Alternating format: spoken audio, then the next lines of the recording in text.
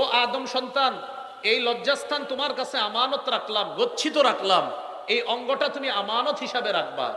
ফালা তালবাসহা ইল্লা বিহাক্কিন, এই আমানতের তুমি খেয়ানত করবা না।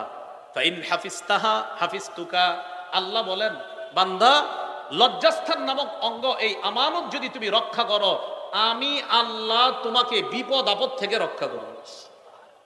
এরপর বলেন ওয়াল ফারজু আমানা, লজ্জাস্থান আমানত, ওয়াল উজুনু আমানা, কান আমানত, ওয়াল আইনু আমানা, চোখ আমানত, ওয়াল লিসানু আমানা, জবান আমানত, ওয়াল বাতনু আমানা, পেট আমানত, ওয়াল ইয়াদু আমানা, হাত আমানত, ওয়ার রিজলু আমানা, পা আমানত।